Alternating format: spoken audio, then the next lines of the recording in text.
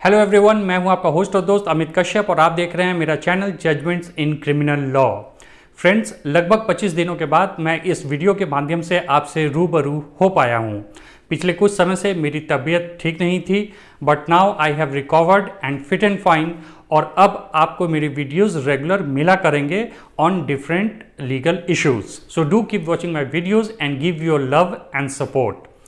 बहरहाल, आज के इस वीडियो में मैं आपको बताने वाला हूं कि भारत में डिवोर्स के बाद एक हस्बैंड को फिनेंशियल सिक्योरिटी के रूप में अपनी वाइफ को एलिमनी देने को कहा जाता है। तो यह जो एलिमनी एक वाइफ को डिवोर्स के बाद दिया जाता है, क्या वह टैक्स के दायरे में आता है या नहीं। आशा करता हूँ मेरा ये वीडियो आपको पसंद आएगा। अगर आपको पसंद आए तो इसे लाइक करना ना भूलें, and if you are new on my channel then don't forget to subscribe my channel and press the bell icon to get all the latest notification of my new videos. So let's start this video. Friends, जैसा कि हम और आप सभी को यह जानते हैं कि भारत में डिवोर्स के बाद फिनेंशियल सिक्योरिटी के रूप में हस्बैंड को अपनी वाइफ को एलिमनी देना पड़ता है। यह एलिमनी कितना देना पड़ता है यह इस बात पर आधारित होता है कि हस्बैंड का इनकम क्या है, उनके लाइफ स्टाइल क्या है, उनकी प्रॉपर्टीज़ क्या है और इसके अलावा पति का फिनेंशियल स्टेटस क्या है।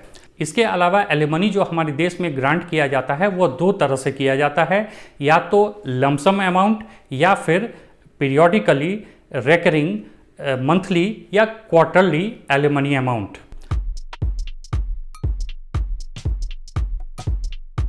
लमसम अमाउंट वह होता है जहां पति को डिवोर्स के बाद पत्नी को एक fixed one time settlement amount देना होता है। यह अमाउंट अगर म्यूचुअल डिवोर्स है तो पति और पत्नी के बीच में समझौते के रूप में तय होता है, और अगर कंटेस्टेड केस है तो according to the financial status of the husband court इस बात को तय करता है कि पति को अपनी पत्नी को कितना एलिमनी देना है। जो भी लमसम एलिमनी तय होता है वह पति अपने पत्नी को पे करता है, और उसके बाद पति और पत्नी दोनों अपने वैवाहिक ऑब्लिगेशंस और राइट्स से आज़ाद हो जाते हैं।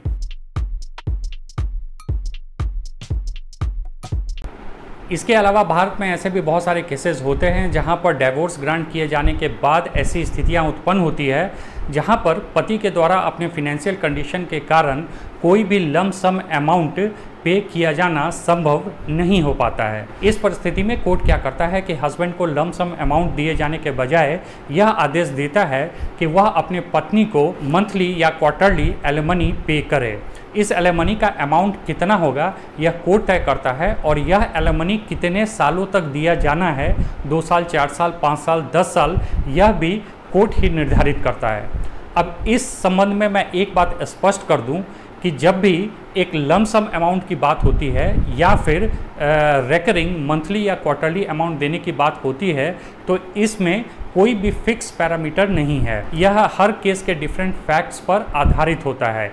एक लमसम अमाउंट दिया जाना है तो वह कितना दिया जाना है ये केस टू केस डिफर करेगा उसके फैक्ट्स पे। इसके अलावा अगर मंथली या क्वार्टरली अमाउंट भी देना है तो वह कितना देना है और कितने सालों तक दिया जाना है यह भी हर केस के फैक्ट्स एंड सर्कमस्टांसेस पर डिपेंड करता है। तो अब आप जान गए कि डिवोर्स केसेस में जो एलिमनी है वो दो तरीक़ों से मिलती है, एक लमसम अमाउंट और दूसरा पीरियोडिकली रेकरिंग मंथली या क्वार्टरली अमाउंट। अब आपको इनकम टैक्स के कॉम्प्लेक्स टर्म्स में उलझाए बिना एक लेमन्स लैंग्वेज में आपको यह समझाने की कोशिश करता हूँ कि यह जो एलिमनी एक वाइफ को मिलता है वह टैक्स के दायरे में आता है या नहीं आता है। फ्रेंड्स, इनकम टैक्स में एलिमनी को लेकर कोई अलग से प्रोविज़न नहीं दिया गया है, तो इनकम टैक्स में जो भी प्रोविज़न्स हैं उन्हीं प्रोविज़न्स को हमें एक्सप्लॉइट करना होगा और इस बात को समझना होगा कि जो वाइफ को मिलने वाला एलिमनी होता है वह टैक्स के दायरे में आता है या नहीं आता है।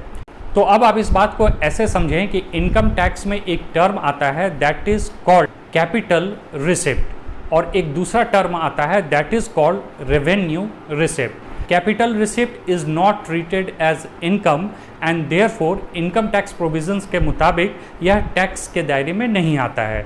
लेकिन रेवेन्यू रिसिप्ट जो होता है वो that is treated as income और वह टैक्स के दायरे में आता है। तो जैसा कि मैंने आपको एलिमनी के संबंध में बताया था कि दो प्रकार के एलिमनी होते हैं, एक लमसम और दूसरा रेकरिंग मंथली या क्वार्टरली।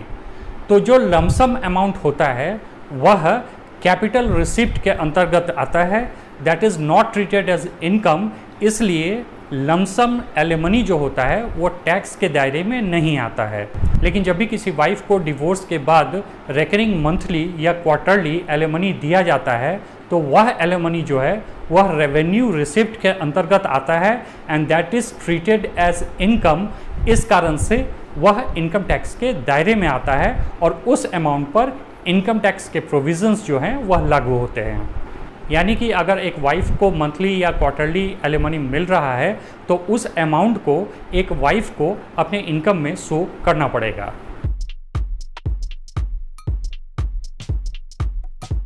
इस पूरे मसले से संबंधित एक लैंडमार्क जजमेंट है ऑनरेबल बॉम्बे हाई कोर्ट का, जिसके डिटेल्स आपको इस समय अपनी स्क्रीन पर नज़र आ रहे होंगे। इस केस के डिटेल्स मैंने डिस्क्रिप्शन बॉक्स में भी दे दिया है, आप चाहें तो डिस्क्रिप्शन बॉक्स में भी जाकर इस केस के डिटेल्स को चेक कर सकते हैं। ऑनरेबल बॉम्बे हाई कोर्ट ने princess Maheshwari Devi Pratapgarh versus commissioner of income tax reference number 196 of 1973 case में 15 जुलाई 1982 को अपने जजमेंट में इस बात को बिल्कुल क्लियर कर दिया था कि एक वाइफ को मिलने वाला लमसम अमाउंट जो है वह कैपिटल रिसिप्ट कहलाता है और टैक्स के दायरे से बाहर होता है। लेकिन अगर एक वाइफ को रेकरिंग मंथली या क्वार्टरली एलिमनी मिल रहा है तो वह रेवेन्यू रिसिप्ट के अंतर्गत आएगा और वह टैक्स के दायरे में आएगा। तो चंद शब्दों में स्पष्ट रूप से इस बात को इस तरह से समझा जा सकता है कि एक वाइफ को मिलने वाला लमसम एलिमनी अमाउंट जो होता है वह टैक्स के दायरे से बाहर होता है, लेकिन अगर वह एलिमनी जो है वह रेकरिंग मंथली या क्वार्टरली मिल रहा है तो फिर वह टैक्स के दायरे में आएगा। तो आशा करता हूँ मेरा ये वीडियो आपको पसंद आया होगा। Thanks for watching.